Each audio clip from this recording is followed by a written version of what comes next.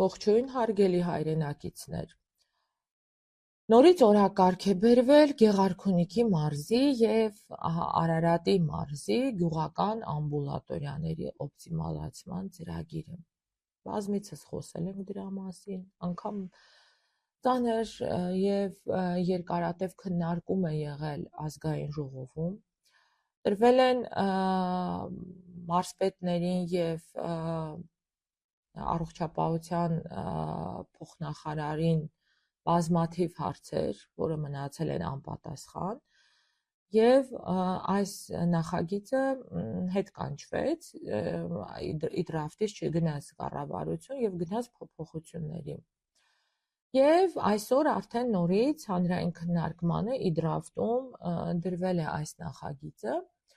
որով Գեղարքունիքի մարզում 30 ամբուլատորիայի օպտիմալացման արդյունքում լինելու է 9 փունջ, իսկ Արարատի մարզում 36 ամբուլատորիաներից ունենալու են 16 փունջ։ Մի փոքր պատմական էքսկուրս, ինչպես են ստեղծվել այս գյուղական ամբուլատորիաները հետխորհրդային շրջանում, ուրեմն այս ամբուլատորիաները համաշխարհային բանկը ֆինանսավորմամբ կառուցվեցին ուրեմն իրենց շենքերը, եւ այնտեղ մեծ քանակությամբ ընտանեկան բժիշկներ վերապատրաստվեցին, որպես ընտանեկան բժիշկներ, եւ հատուկ նախարարի եւ մարզպետների միջև կնքվում էր ամեն տարի համատեղ որոշում եւ սահմանափակում էր դրվում գյուղական ամբուլատորիաներում բացառապես պետք է աշխատեին ընտանեկան բժիշկը, մանկաբույժը կամ թերապևտը, այսինքն այն բժիշկները, որոնք որ ունեին հավաքագրում կատարելու իրավունք։ Ինչու էր դա այդպես արվել, որովհետև այս ամբուլատորիաների ֆինանսավորման աղբյուրը դա բնակչության թվով պեր կապիտա ֆինանսավորումներ, այսինքն գլխաքանակով, եւ այդպես էր արված, որ տնօրենը, որը եւ լիներ հավաքագրողը, ամեն մի բնակչի համար պատասխանատվություն կրեր եւ ամեն մի բնակչի հավաքագրումից ստանար ֆինանսավորման այդ մասը եւ նաեւ այդ ֆինանսավորումը հստակ ուղղվեր բնակչի առողջության պահպանմանը եւ բժշկական օգնության եւ սպասարկման տրամադրմանը։ Ինչ են անում հիմա մեր իշխանությունը ասում է, որ պետք չի, որ բուժող բժիշկը զբաղվի այդ ադմինիստրատիվ խնդիրներով, անգամ փոխնախարարը օրինակ էր բերում ազգային ժողովում, ասում էր, որ ես օրինակը այսպես էր ասում, ինչի պետքա տանիքի խնդրի համար անհանգստանա բուժող բժիշկը, ինչի պետքա ապակին կոտրելու համար անհանգստանա բուժող բժիշկը, մենք բերում ենք կառավարիչներ, որոնք այդ խնդիրներով կանհանգստանան եւ այդ բուժումները իրենք կզբաղվեն միայն իրենց բուժումներով։ Սակայն մեր իշխանությունը, իդեմս այդ փոխնախարարների եւ այլնի, մոռանում են մի շատ կարևոր բան, որ այդ տանիքը ապակին վերանորոգելու գումարը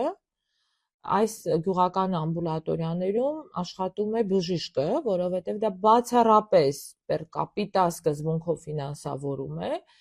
եւ այս ամբուլատորիաները չունեն վճարովի ծառայություններ։ Եվ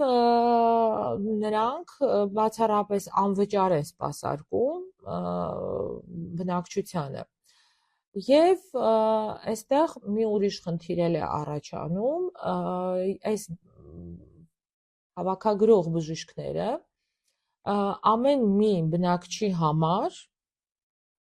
պատասխանատվություն էին կրում, ինչպես նաև անում էին ամեն ինչ սպասարկման առումով, որ այս բնակիչները չգնան այլտեղ եւ չհավաքագրվեն այլ օրինակ մասնավոր ամբուլատորիաներում։ արտահիվանդանոցային բժշկական օգնություն սպասարկման ուրեմն բժշկական կենտրոններում։ Դա էր գաղափարը, որ այստեղ իրենք տնօրինում էին իրենց հավաքագրած բնակչությանը պետության կողմից տրված գումարներին։ Հիմա ինչ ենք անում, հիմա եթե առաջ անգամ եթե բժիշկն էր դիմում, որը որ չուներ մանկաբուժի, ընտանեկան բժշկի կամ թերապևտի որակավորում, չէինք թույլ տալիս, որ դառնա ամբուլատորիայի ղեկավար, դա արվում էր բացառապես կառավարության որոշման սահմաններում։ Հիմա այս ամեն ինչը փոխվել է եւ այս բժիշկները ուրեմն ինչ են անելու, ղեկավարվելու են օրինակ, էլի օրինակս փոխնախարարից է իրենց ասելով հաշվապահի կողմից, որը ունի առողջության կազմակերպիչի ինչ որ վերապատրաստում։ Եվ սա բերելու է լուրջ խնդրի, արդեն իսկ դեֆիցիտային կադրային քաղաքականության ֆոնի վրա, որովհետև ընտանեկան բժիշկները բավականին ուրեմն քիչ են Հայաստանի Հանրապետությունում, բժիշկների կարիքը մենք շատ ունենք, այս բժիշկներից շատերը դեռ կորոշեն աշխատել իրենց կամ ոչ իրենց հաշվապահի, օրինակս էլ եմ կրկնում, փոխնախարարից է, ենթակայության, թե կտեղափոխվեն Երևան, որտեղ եւս մեծ քանակությամբ ընտանեկան բժիշկների կարիք կա, կամ մոտակա մասնավոր արտահիվանդանոցային բժշկական օգնություն եւ սպասարկում իրականացնող կազմակերպություն եւ իրենք իրենց հետ նաեւ կտանեն իրենց բնակչությանը, որովհետեւ բնակիչը իրավունք ունի ստանալ իր ցանկացած բժշկական վայրում իր բժշկական օգնությունը։ Եվ դա բերելու է նրան, որ այս գյուղական ամբուլատորիաները քիչ-քիչ ոչ թե միաձուլվելու են, այլ լուծվելու են, այսինքն չկա բնակչություն, չկա ֆինանսավորում եւ չկա ամբուլատորիա կարգավիճակով։ Ով է դժվելու այս ամեն ինչից։ Այս ամեն ինչից դժվելու է գյուղի բնակիչը, որը որ արդեն իսկ առաջի մասով դժված է հայտնի օֆերտայի դեղերի ծրագրով, որովհետև ստիպված է նա եթե իր գյուղից էր ստանում, քայլելով գնում էր եւ ստանում էր իր անվճար դեղորայքը, առանց պասպորտիզացիա անելու մենք դրեցինք եւ այդ ասեցինք գնում եք համապատասխան դեղատները եւ հիմա նա ստիպված է լինում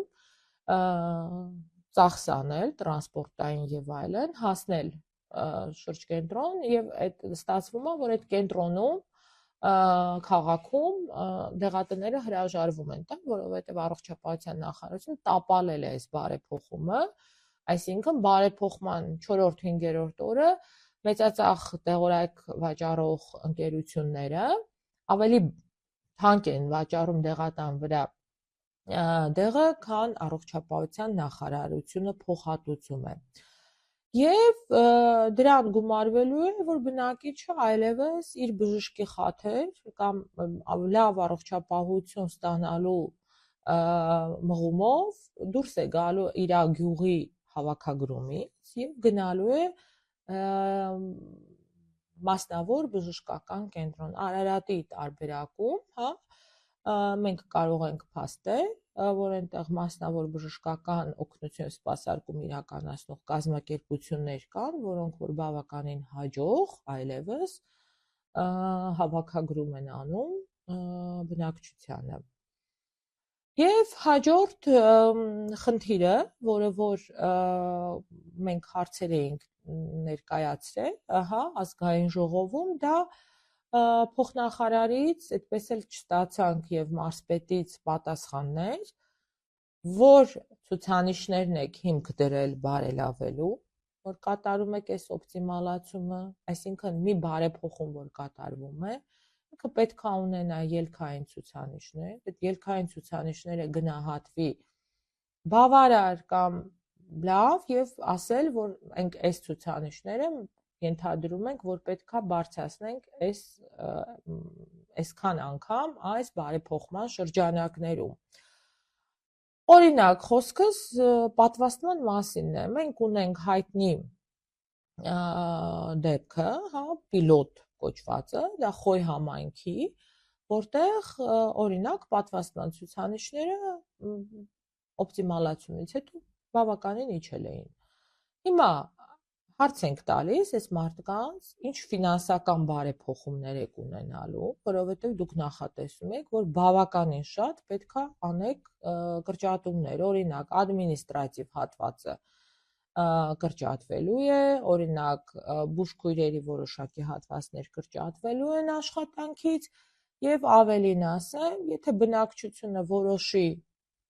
ընտրել այդ փնջային ամբուլատորիան, ապա ինչքան բնակչություն դուրս եկավ այդ ամբուլատորիայից, այդքան ֆինանսավորումը պակասելու է, որը բերելու է նաև միջին բուժպերսոնալի կրճատման։ Եվ այս հարցերի պատասխանը չկա, չունեն ոչ մի ֆինանսական եւ առողջապահական ցուցանիշների վերլուծություն, ավելին ասեմ, վերջերս 2-3 օր առաջ ազգային ժողովում առողջապահության մյուս փոխնախարարը Նանուշյան Լենան հստակ հայտարարեց, որ այդ վարկը, որ ուզում են 102 միլիոն եվրոն, դա առաջի ծրագիրն է լինելու, որտեղ մենք ասեց ունենալու ենք արդյունքահեն ցուցանիշներ եւ այլն, այսինքն խոստովանեցին, որ մինչև այսօր ոչ մի բարեփոխում չի վերլուծվել արդյունավետության գնահատման համար։ Նույնը լինելու է այստեղ եւ արդյունքում այս բարեփոխման միակ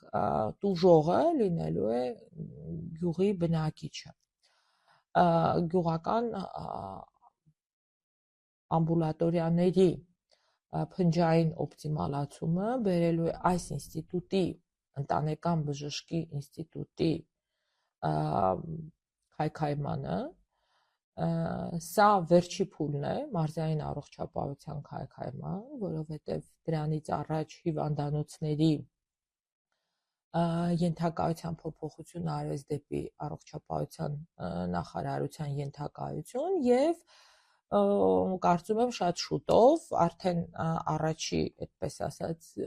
ջնջուղները կան, ինֆորմացիան կա, որ սկսել են այդ մարզային բժշկական կենտրոնները տալ կոնցեսիոն կառավարման տարբեր մասնավոր երևանյան բժշկական կենտրոններին եւ սրանով մարզային առողջապահությունը քիչ-քիչ դարձնում են, վերացնում են, քանդում են։ Եվ այս բոլոր հարցերին ի պատասխան առողջապահության փոխնախարարը ազգային ժողովում ասում էր, ես լինելով ռուսաստանյան փորձն եմ բերել, ես եղել եմ այնտեղ, ես կատարել եմ նման բարեփոխումներ եւ ինձ հետաքրքիր էր, որովհետեւ ընտանեկան բժշկության մոդելը ես գիտեի, որ Ռուսաստանի Դաշնությունում նոր 1-2 մարզերում ներդնում են, նոր են պիլոտները անում, եւ երբ որ նայում ես այս փոխնախարարի այդ կենսագրությունը, տեսնում ես, որ ինքը մոսկովյան 1-2 մասնավոր ընկերությունում թերապևտ է աշխատել, ոչ մի ավել բան, ես դրա հրապարակել եմ, եւ այստեղ հայտնի արտահայտություն է գալիս, որ ներկա կառավարության համար ստելը նորաձև է։ Ստում են, որ բարեփոխվելու են այս փնջերը, որովհետև այն հարցին, թե դուք ինչ տեխնիկական հագեցվածություն եք, ինչ ակտուալ հաշվարկներ եք արել, որ այդ տեխնիկական հագեցվածություն պետք է ապահովեք, իրենք չունեին այդ հարցի պատասխան, ասում էր դե մի հատ շրջիկ սոնոգրաֆ կդնենք, ման կգա այդ ամբուլատորիաներով, երբ որ հարց էր տալիս, իսկ այդ շրջիկ սոնոգրաֆը անվճար է անելու, թե վճարովի եւ ինչպես եք նախատեսում օրինակ հրատապ սոնոգրաֆիաների եւ պլանային սոնոգրաֆիաների տարբերությամբ իրենք այդ հարցերի պատասխանները չունեին, տեղերում ասել էին, որ դուք ունենալու եք ռենտգեն ապարատ եւ այլն, պարզվեց, որ երբ որ հարցեր տվեցինք, պարզվեց դա էլ էր եղել կեղծիք, որովհետեւ իրենք չեն նախատեսում այդ ապարատները դնել, անգամ շատ տեղերում խոսք էին տվել, որ դուք կունենաք էլեկտրոմոբիլներ այդ տնօրեններին, ապագա, որոնք որ պետքա լինեն, որոնցով կպտտվեք այդ ամբուլատորիաներով, երբ որ մենք խնդրեցինք այդ հաշվարկը, ովքեր են տալու այդ էլեկտրոմոբիլները, եթե չեն տալու բյուջեի վրա դա ինչ է նստելու, այդ հաշվարկներ չունեն, այսինքն դրանք ընդհանրապես օդի մեջ խոսքեր են, եւ դրա արդյունքում քանդելու են այս ամբուլատորիաները եւ դրա արդյունքում այս ինստիտուտը, որը շատ գեղեցիկ ինստիտուտ էր, ես ակամայից հիշեցի, թե ինչպես են մշակույթը մենք ձևավորեցինք միջազգային մեր գործընկերների հետ, որ այնտեղ մայրական դպրոց ստեղծվեց, այնտեղ տարբեր տեսակի կրթական ծրագրեր էին արվում բնակչության համար, գեղեցիկ, այնտեղ սովորեցնում էին ինչպես պետքա մայրը խնամի երեխային, ինչպես պետքա վերաբերվի, երբ երեխայի մոտ ջերմության բարձրացում է եւ այլն, եւ այս գյուղական համայնքներում նոր կուլտուրա էր ստեղծվել, անգամ խոստովանում էին բժիշկները, որ այդ կանանց համար ամենագեղեցիկ օրերից մեկն է, երբ որ իրենք գեղեցիկ հագնվում եւ գալիս են, որպեսզի ապագա մամաները լսեն այդ ծրագրերի մասին, ինչպես խնամեն եւ այլն, անգամ կային մայրեր, որոնք որ մինչեւ երեխա ունենալը կամ մինչեւ հղիանալը անպայման պատրաստվում էին դրան։ Հիմա մենք ունենալու ենք խառնաշփոթ, ունենալու ենք տարբեր տեսակի անկառավարելի իրավիճակներ, ցավոք սրտի, եւ ցավում եմ, որ այս բոլոր փաստերը, երբ որ շատ աշխատանքային ռեժիմով ազգային ժողովում ներկայացվեց մարզպետին, առողջապահության փոխնախարարին, անգամ խնդրեցինք, որ նորից քննարկում կազմակերպվի, անգամ պատրաստակամ էինք մեր մասնագիտական հմտություններով աջակցելու, այդպես չարվեց, միանգամից դրվել է եւ հա, միակ փոփոխությունը, որ արել են, այն ժամանակ դրել էին հստակ գյուղերով անունները, օրինակ Գեղարքունիքի մարզում, ասենք, ասում էին, որ մի ամբուլատորիայի կենտրոնը լինելու է Աստղաձորում, մյուսը լինելու է Ծովինարում, մյուսը Ծաքարում, մյուսը Նորադուսում եւ ազգային ժողով պատգամավորներից մեկը նկատեց, որ մեկը մարզպետի գյուղն է, մեկը բուժվարչության պետի գյուղն է, մյուսը Գնել Սանոսյանի գյուղն է, այն մյուսը Նարեկ Գրիգորյանի ազգային ժողովի պատգամավորի գյուղն է, անգամ Ալխաս ազգանունը չեմ հիշում, ԿՊԱ-ական պատգամավորը նեղվեց, ասեց, բա մեր գյուղը խի չկա, այս են հանել, այսինքն գեղեցիկ թաքցնում են այն նստավայրը, որտեղ պետքա լինի այդ տնօրենը, այդ 9 տնօրենները, որտեղ պետքա նստեն, ինչու՞մն է կարևոր այդ նստավայրը, որովհետև այդ գյուղի բնակիչները իրենց փաստաթղթերի կնիքելու համար, որովհետև կնիքը մեկն է լինելու, հա, այդ կնիքելու համար ստիպված են լինելու այդ ճանապարհը անցնել եւ գնալ հասնել այդ նշանակված կառավարչին, տնօրենին, որպեսզի իրենց օրինակ անաշխատունակության թերթիկը կնիքի։ Եվ օրինակ չի բացառվում, որ այդպես է լինելու է, Գեղովիցին պետք է 2 տրանսպորտ փոխի, այսինքն հասնի Մարտունի, այնուհետև Մարտունուց գնա Աստղաձոր, կամ ամենակիչը 2000 դրամ տաքսու վճարանի, տաքսի, հասնի Աստղաձոր, որպեսզի կնիքի այդ իր փաստաթուղթը, եթե կարող էր ինքը քայլելով հասնել, օրինակ Գեղովիտի ամբուլատորիա, եւ այնտեղ կնիքեր իր փաստաթղթերը։ Եվ դրա արդյունքում էլի դժվելու ես դու, իմ հպարտ քաղաքացի, դրա արդյունքում դժվելու է առողջապահությունը եւ այն ինչը որ արդեն դարձել էր զգայացած ինստիտուտ, քանդելուց հետո վերականգնելը դառնալու է շատ բարդ, Էլ չեմ ասում, որ օրինակ Վարդենիսի որոշ գյուղեր դարձել են սահմանապահ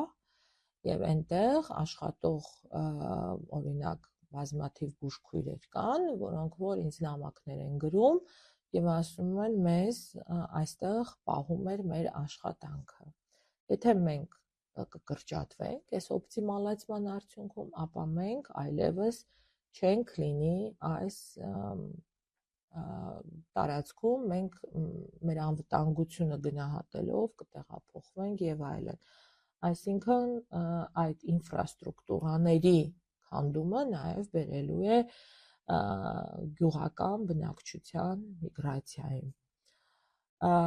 Առիթից օգտվելով ուզում եմ նորից խնդրել, հորդորել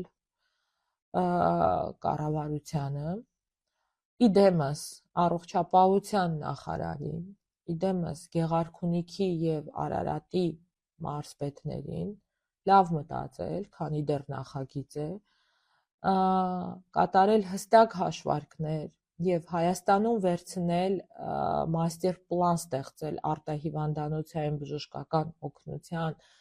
եւ սպասարկման եւ ամբողջ Հայաստանը բերել մեկ կառավարման սկզբունքի, նոր կատարել այս քայլերը։ Շնորհակալություն ուշադրության համար։